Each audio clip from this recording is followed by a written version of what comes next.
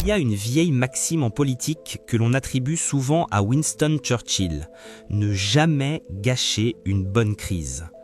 Dimanche dernier, le Bénin a tremblé face à une tentative de coup d'État militaire. Aujourd'hui, le Bénin ne tremble plus, il se fige. 5 jours. Il aura fallu seulement 5 jours pour que le récit national bascule. Nous sommes passés d'une mutinerie de soldats mécontents à une opération judiciaire d'envergure qui vise non plus des militaires, mais les têtes d'affiche de l'opposition politique. Candide Azanahi, ancien ministre de la Défense et architecte de l'arrivée au pouvoir de Patrice Talon, a été arrêté ce vendredi 12 décembre. Au même moment, un mandat d'arrêt international est lancé contre l'activiste Kémi Séba. Alors, posons la question qui fâche, celle que les chancelleries occidentales chuchotent et que la rue béninoise n'ose plus dire tout haut. Le président Patrice Talon est-il en train de sauver la République ou est-il en train de profiter de la confusion pour nettoyer le paysage politique avant 2026 ? Dans cette vidéo, nous n'allons pas juger. Nous allons décrypter la mécanique implacable qui s'est mise en marche à Cotonou. Du complot militaire à la traque judiciaire, bienvenue dans les dessous de la crise béninoise. Pour comprendre l'arrestation de ce vendredi, il faut remonter le fil de cette semaine folle. Le 7 décembre 2025, le Bénin se réveille sous le choc. Une tentative de coup d'État a lieu. Des tirs, des communiqués à la télévision et une frayeur. Le modèle démocratique béninois va-t-il s'effondrer comme au Mali, au Burkina ou au Niger ? Finalement, l'armée loyaliste reprend le dessus. Le président Talon est sauf, il promet que cette forfaiture ne restera pas impunie. Jusque-là, c'est le scénario classique d'un putsch manqué. On s'attend à des arrestations dans les casernes, des enquêtes sur des colonels ou des commandants. Mais vendredi 12 décembre, la foudre tombe ailleurs. Elle tombe sur Candide Azanahi. Qui est cet homme ? Pour ceux qui ne connaissent pas la politique béninoise, Azanahi n'est pas n'importe qui. C'est le Kingmaker. En 2016, c'est lui, le stratège, l'homme de terrain, qui a aidé Patrice Talon à conquérir le pouvoir. Il a été son ministre délégué à la Défense. Il connaît les secrets de l'État, il connaît les réseaux, il connaît l'homme fort du Bénin mieux que personne. Mais l'amour a duré moins de 2 ans.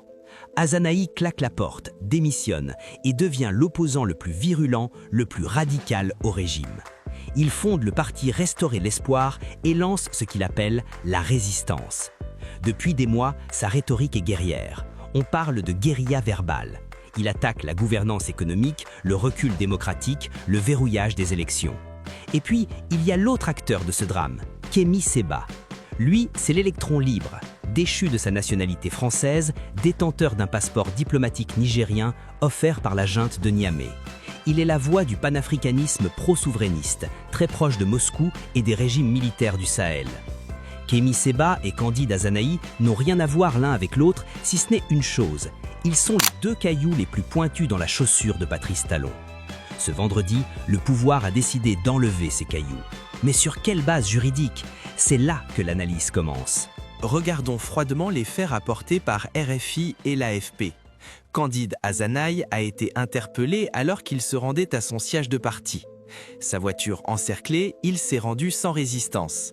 Il est placé en garde à vue pour, je cite, « complot contre l'autorité de l'État et incitation à la rébellion ». C'est une accusation gravissime. Elle sous-entend qu'il serait le cerveau politique, ou du moins un complice, des militaires qui ont pris les armes le 7 décembre. Pourtant, il y a un détail troublant. Quelques jours avant son arrestation, Azanahi a publié une déclaration officielle. A-t-il soutenu le putsch ? Non, il l'a condamné. Il a écrit qu'aucune raison ne saurait légitimer la prise de pouvoir par les armes. Mais, et c'est ce « mais » qui a peut-être scellé son sort, il a ajouté une phrase prophétique. Il a mis en garde contre, je cite, « des manœuvres sordides d'instrumentalisation à des fins de confiscation du pouvoir ». En clair, il a dit « Je suis contre le coup d'État, mais attention, Talon va s'en servir pour nous écraser ». 2 jours plus tard, il était en cellule. Pour Kémi Séba, le dossier est différent. Lui n'a pas joué la carte de la prudence. Dès les premières heures du putsch, il a publié une vidéo incendiaire. Il a qualifié les mutins de militaires patriotes, affirmant que le Bénin était libéré. Aux yeux de la loi béninoise, c'est de l'apologie de crimes contre la sûreté de l'État. C'est un délit flagrant. Le mandat d'arrêt contre lui est donc juridiquement logique du point de vue du pouvoir. Mais politiquement, c'est une déclaration de guerre à ses soutiens extérieurs. On assiste donc à un mélange des genres. On met dans le même sac l'opposant politique interne, Azanaï, qui condamne le putsch mais critique le roi, et l'agitateur externe, Séba, qui appelle à la révolution. L'objectif est clair, créer un narratif de grand complot, où tout ce qui n'est pas avec Talon est contre l'État. Mais ne soyons pas naïfs, cette affaire dépasse les frontières du petit Bénin. Pourquoi viser Kémi Séba maintenant ? Parce qu'il est le symbole de la connexion entre l'opposition radicale et l'alliance des États du Sahel. Le Bénin est aujourd'hui pris en étau. Au nord, le djihadisme et les juntes militaires hostiles. Au sud, un régime pro-occidental soutenu par Paris et Abuja. Notez bien ce détail révélé par la presse. Lors du coup d'État du 7 décembre, la France a fourni du renseignement aérien via un avion de surveillance. Le Nigeria a proposé un appui militaire. En lançant un mandat d'arrêt contre Kémi Séba, qui voyage avec un passeport diplomatique nigérian, Patrice Talon envoie un message direct au général Tiani à Niamey « Je ne tolérerai pas que vous utilisiez vos agents d'influence pour déstabiliser mon pays ». Kémi Séba est soupçonné par Paris, et les Wagner Leaks l'ont suggéré, d'avoir été financé par le groupe Wagner.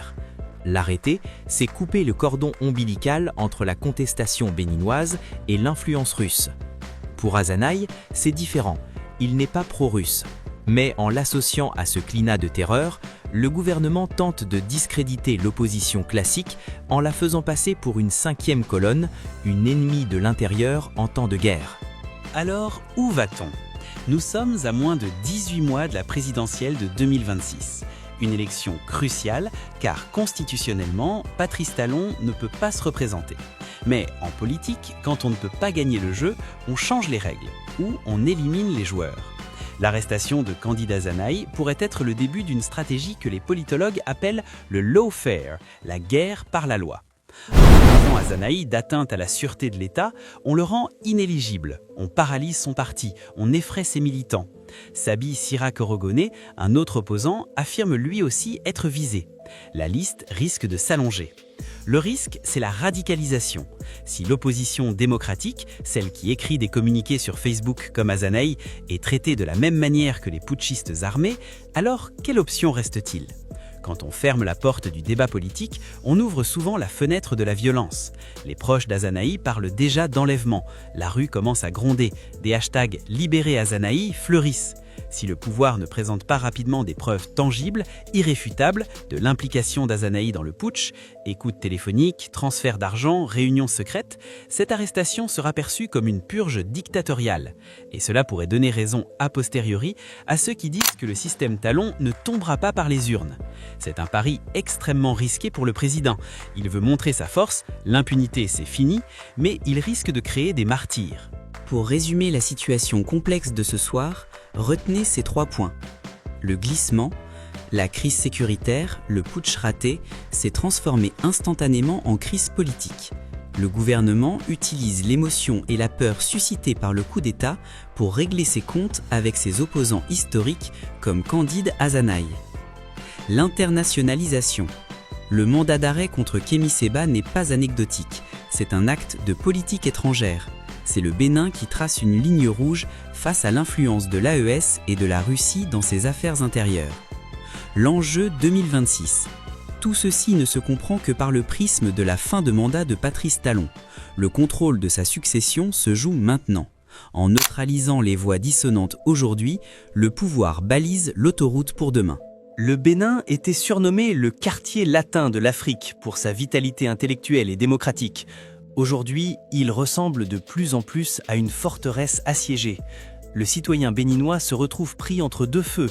D'un côté, des aventuriers militaires qui veulent renverser la table, de l'autre, durcit le ton jusqu'à l'autoritarisme pour se maintenir. La question finale est philosophique. Peut-on sauver la démocratie en utilisant les méthodes de la dictature ?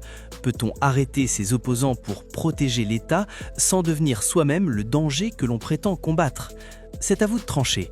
Selon vous, l'arrestation de Candide Azanaï est-elle une mesure de sécurité nécessaire après un putsch ou une dérive tyrannique opportuniste? Le débat est ouvert, mais restez courtois dans les commentaires. L'heure est grave. N'oubliez pas de vous abonner pour suivre la suite de cette affaire qui ne fait que commencer. À très bientôt.